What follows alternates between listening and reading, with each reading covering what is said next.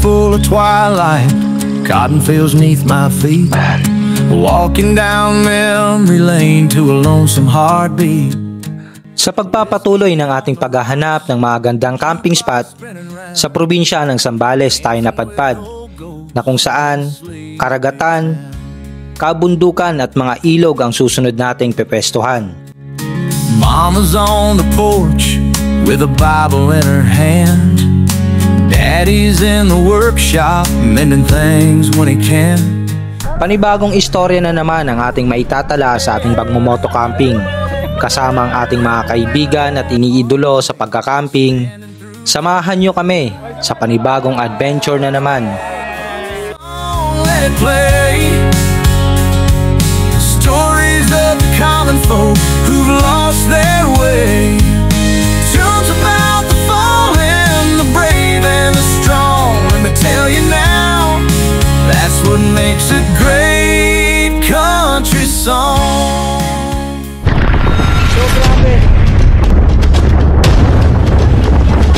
Kasama nag-iisang hari ng aberya na tila ba'y kakambal niya na ang mga ganitong senaryo sa pagkakamping.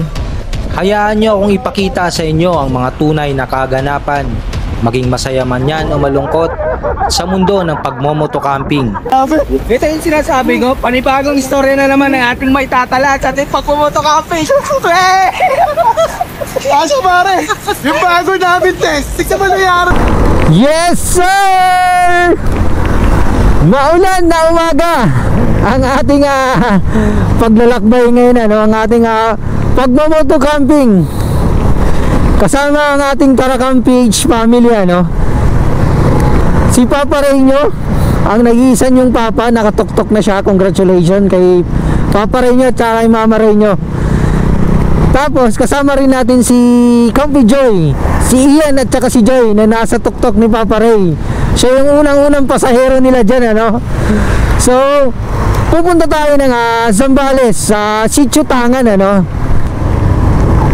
dahil nag-invite sila Master Dejan Pax, ang Panic People na tambay camping, so magkikitambay tayo doon. So samahan nyo kami ngayon sa ating panibagong kwento, istorya na ating may tatala sa ating pagmomoto camping. At talaga namang adventure na naman to, dahil may bagyo na naman. Makulit tayo, laging tuwing linggo-linggo na lang yung pagkakam natin is ganito naman yung weather, since rainy season talaga. At wala na tayong magagawa doon, enjoy na lang natin itong binigay na panahon. Sana all talaga hindi na babasa. Let's go! Yeah boy, bahalang yan. Oh, come down and wash me clean. Sa mga oras na to ay ginaw na si Disney Princess nyo, habang yung apat niyang kasama wala lang, nanonood lang sila ng paborito nilang K-drama. Buti na lang, isa sa apat kong kasama ay nakaisip ng kahabag-habag na idea. Naisipan din nilang huminto at mag-aalmusal na rin kami sa wakas. Ilang sandali pa ay bumungad na sa amin ang napakagandang aquatic resort na gawa ng DPWH na may haba na simula Valenzuela hanggang Apalit, Pampanga. At ito ang Vizcaya Ocean Park. Ay, maganda yung ilog Ganda yun, ganda dun. Tapos dagat na dito. Makalipas ang 12 oras na pagmumotor, buong puso kong iyayabang na kami na siguro ang pinakamabilis na nagpunta rito sa Sitio Tangan. Sa bilis ng 20 kph per hour ay sa wakas ay narating na rin namin ang papasok papuntang Sitio Tangan, na simula rito ay meron pa tayong 9 na kilometro. So far, semento pa rin ang ating dinadaanan, may mga mangilang-ilang bitak-bitak, pero still maganda pa rin yung daanan. Dito tanaw mo na yung mga karagatan na yan, ganda ng pagka may madadaanan kang napakalaking solar farm, bandang kaliwa. Paglagpas nyo dun sa solar farm, ito na yung kalsada, no? Putol na. Ito, ayan yung may gate na bakal, tapos may nakalagay na CST. So, dito na tayo papasok. Simula rito sa gate, may 1 kilometro na lang papuntang campsite. Oo, malapit na tayo. Ini-English mo pa ako eh. Medyo ano lang. Ito yung bagong daanan. Ayan, may nakalagay naman, hindi naman kayo makaliligaw at may mga signage at arrow na kung saan ituturo kayo, ano. Dito medyo madulas-dulas lang yung mga bato. At gawa nga ng eto, medyo mahirap-hirap, hindi lang kita sa GoPro, pero medyo marats, ma-technical ba. Dandan lang, kaya natin to ugis. Yun, dali, naku, mukhang mahirap. Huminto si Papa Ray. Ano, girl?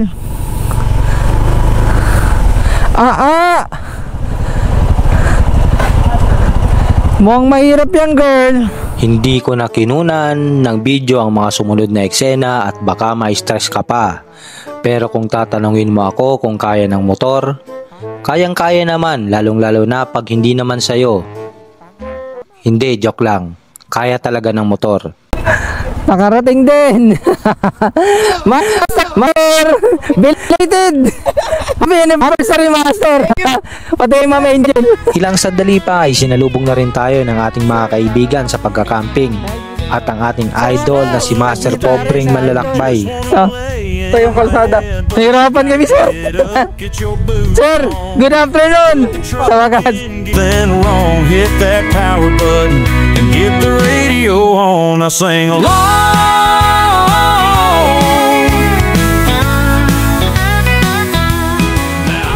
So, ito yung gagamitin natin tent ngayon. Lone rider pa rin, pero yung nakaraan, yung ginamit natin is malaki yon, yung kaso yung motor. Ngayon, ito yung pinaka small version nila, which is ito yung pinaka gusto ko pag ganitong epic camping, yung mabilisan. Bali 2% din to, kahit ganito lang kaliit to. Pag na-set up naman isa maluwag na. So mukha lang siyang maliit kanina nung hindi pa nasi-set up, pero pag once na na-set up mo na, napakaganda ng space niya, malapad tapos mahaba. Makakahiga ka talaga ng tuwid. Kahit makikasama ka o dalawa kayo, maluwag pa rin sa 2 person. Bali yung pig pa lang alam mong quality na agad, gawa ito sa aircraft graded, isa sa pinakamatas na uri ng aluminum. Kaya masasabi yung matibay. Then maganda rin yung ventilation nito, at saka may kasama na siyang stand. Napakadali kabit, ganyan na. Goods na. Then yung guy line built-in na rin siya, just in case na malakas yung hangin, pwede mo na siya i-deploy. At dahil nagbida-bida na naman si Akla sa kanyang bagong tent sa nag-iisa niyang viewer sa YouTube, inabot na naman siya ng gabi sa pagsisetup at hindi na naman siya nagluto at iaasa niya ito sa kanyang mga kasamahan. Ilang sandali pa ay gagamitin na naman ni Bakla ang kanyang mahiwagang teknik. Teknik na bidyuhan mo ang inyong mga kasamahan habang nagluluto. Nang sa ganon ay hindi na sila makatanggi na ayain ka at bigyan ng magiging hapunan. Effective naman at nag-request pa nga si Bakla ng pasta carbonara, ngunit ang ibinigay ay tribo nada. Sa mga oras na to ay nagbibiro pa ang inyong Papa Ray. Ang hindi niya alam ay bibiruin din siya ng hagupit ng tribo nada.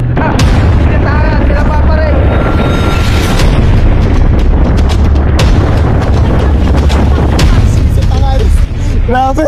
Ito yung sinasabi ko, panibagong istorya na naman ang ating may tatala sa ating pagpumotocamping. Kaso pare, yung bago namin sex, tignan mo nangyari. Ito talaga nakaka-stress kasi bago na yun.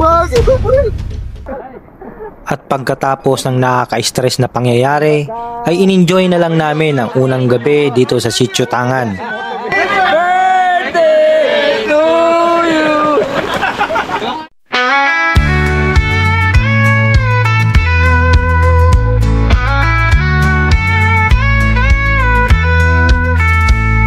The fire snaps the night awake. Shadows dance like ghosts that shake. The stars above, they hold their gaze, whispering secrets through smoky haze. Ay, good morning mga master. Tanghali na tayo gumising. Alas 10 na. Medyo napasarap yung tulog natin kagabi ano. At tapos natin na nag-banding. Thank you pala kay Master Dejan pag sa binigay niyang pau ano. Nakatulong sa masarap na tulog natin kasi gawa ng napagod tayo sa biyahe no? Haba rin ng biyahe natin, 12 hours sinabot kasi tuktok si Papa Reyno. So prepare lang tayo ng breakfast at si Papa Reyno maaga naglipat ng ano ng tent kasi pala nakausap namin yung si Sir Neil kagabi. Ganun daw talaga yung hangin dito, yung tinatawag na trimbunada. May oras kung kailan lalakas yung hangin. So binago nila yung design ng position para hindi ganun kalakas yung impact ng hangin pag mamaya pag ganun pa rin.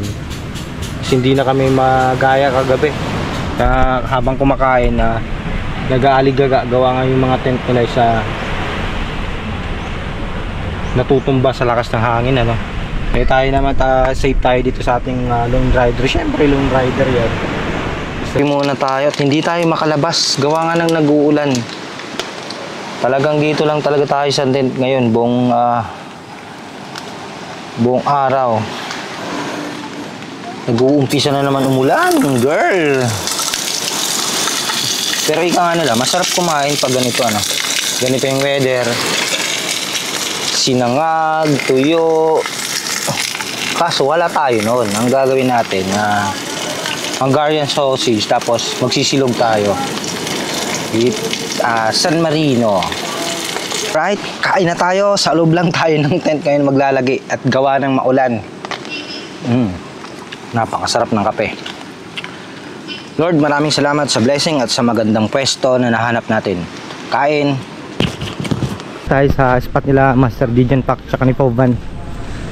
Ang kanyang tuktok. Tapos ito yung setup ni Master Dejan. Gustong ganito. Crush ko talaga to. Kapatid, good morning. Good morning. Good morning kapatid, love you. Master, Good morning.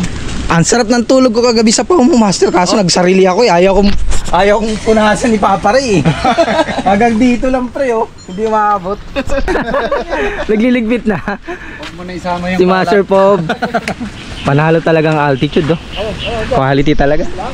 Itong isa tong tent na hindi tayo pinapahiya sa subok na. So ito yung ni Master Pob. Bagong ganda, napaka-pogi naman. 200cc to sir no? 200. Pogi. Palag talaga yan kahit anong terrain. At dahil nga ang haba ng oras natin dito, nagpasya si Papa Reyno na turuan kami kung paano magmaneho ng kanyang tuktok. At makalipas ang 4 na oras sa paulit-ulit na pagtuturo ni Papa Reyno, sa wakas napaandar niya rin ng paatras. Eto na talaga, may teacher na talaga tayo. Gusto ko maranasan naman na sumakay. Lagi akong driver Sige, diretso. Parang doon ni coffee ganito. Na-pressure ako bigla Master nung sumakay ka. Sige lang. Tama ba itong Master yung ginagawa ko? Okay yan. Sige lang. Let's go. Mapapagod lang kalalaki Maranasan mo naman ako nakasakay. Tok! Sige, diretso lang. Pero yung unang pasahero natin si Master Dejan Pax, di ba? Diretso lang. Oh! Saan yung susugin ba? Ito, Master. Up! Let's go! Up! Diyan na lang ako. Sir, thank you. Ikaw ba nag-thank you sa akin, ha? Ako na hinatid mo, ha? Ganun talaga. Mukhang mapapatuktok talaga tayo. Paano? Diretso mo na lang.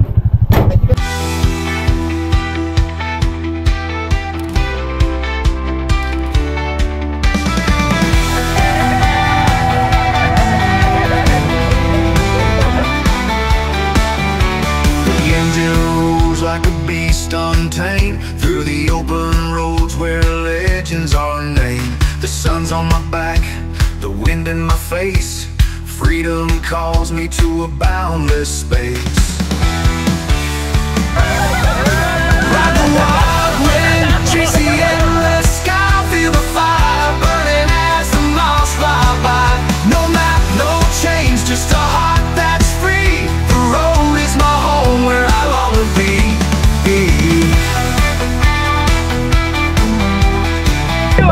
Oh, diba?